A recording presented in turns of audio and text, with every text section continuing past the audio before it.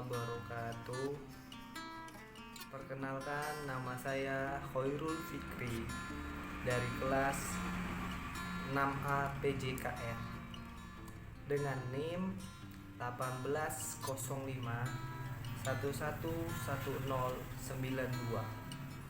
di mana dalam video ini saya akan memenuhi tugas mata kuliah biomekanika yang diampu oleh dosen Bapak Rola Angga Lardika, SPD MPD IFOP.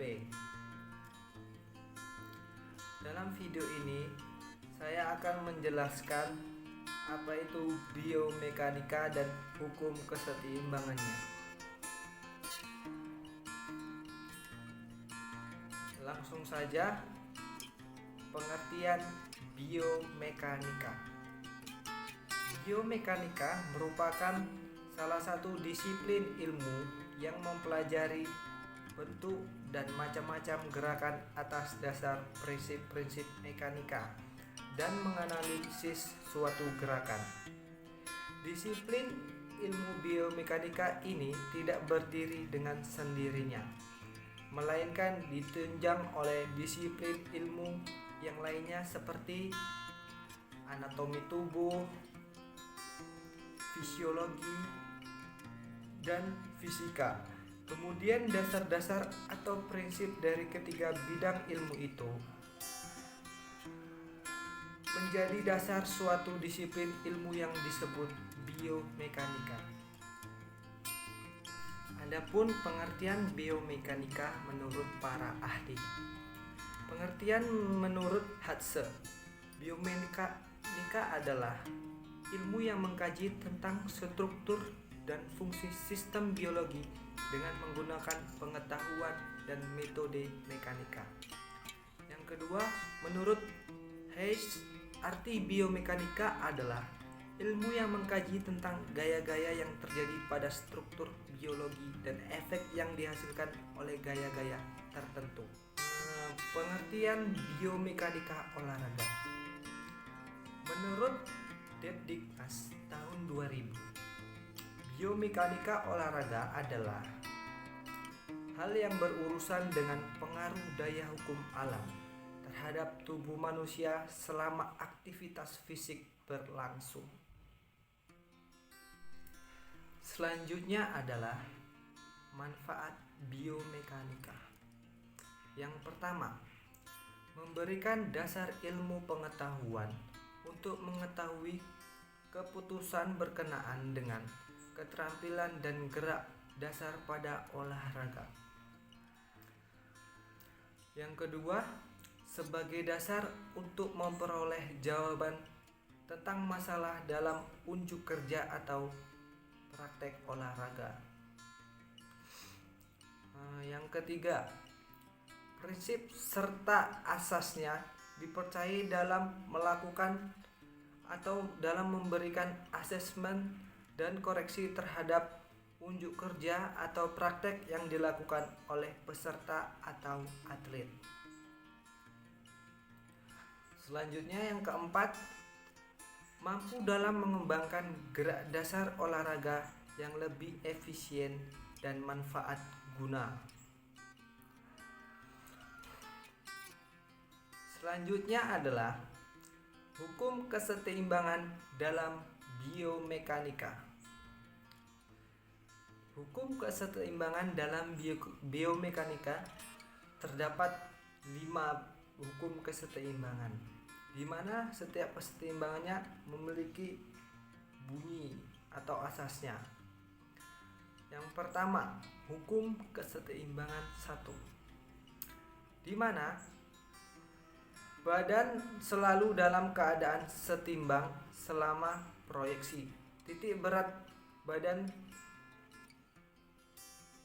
tersebut jatuh dalam bidang tumpuannya. Bisa kita ambil contoh ketika seseorang melakukan jump shoot dalam permainan bola basket. Yang kedua adalah hukum keseimbangan 2, di mana stabilitas berbanding lurus dengan luas bidang tumpuannya. Bisa kita ambil contoh ketika seseorang pada posisi kedua kaki dalam keadaan kuda-kuda, atau contoh dalam kuda-kuda tengah dalam olahraga pencak silat.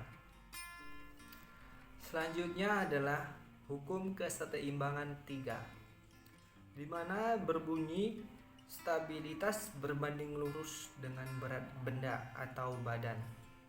Artinya, semakin berat badan seseorang atau semakin besar berat badan seseorang, semakin besar stabilitasnya. Sebaliknya, semakin kecil berat badan seseorang atau semakin ringan, semakin kecil pula stabilitasnya.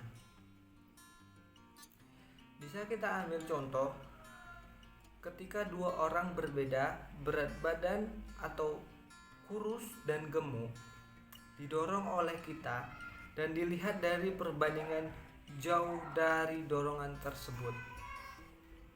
Pastinya beda dong. Kalau yang kurus dorongannya akan jauh, kalau yang berat pasti tenaga kita terkuras dan jaraknya akan lebih pendek dari yang kurus tersebut. Selanjutnya adalah hukum kesetimbangan 4, di mana hukum kesetimbangan 4 berbunyi stabilitas berbanding lurus dengan jarak horizontal dari titik badan atau dari titik berat badan terhadap sisi bidang tumpuan ke arah benda atau badan yang bergerak. Artinya, makin besar jarak horizontal ke arah tertentu, makin besar stabilitasnya ke arah tersebut. Sebaliknya, semakin kecil jarak horizontal, maka makin kecil pula stabilitasnya. Berikut contoh hukum kesetimbangan 4. Ketika dua orang beradu tangan, saling dorong tangan, yang satu menggunakan posisi kuda-kuda dan yang satu lagi tidak menggunakan posisi kuda-kuda, atau dengan kata lain berdiri tegak lurus, dan dilihat keseimbangannya dari kedua orang tersebut, di mana yang menggunakan kuda-kuda keseimbangannya akan kokoh dan tidak mudah goyah, dan yang tidak menggunakan kuda-kuda atau tegak lurus itu dapat mudah goyah atau tidak kokoh dan mudah jatuh. Selanjutnya adalah hukum kesetimbangan 5, di mana hukum kesetimbangan 5 berbunyi stabilitas berbanding terbalik dengan jarak vertikal dari titik berat badan terhadap bidang alasnya.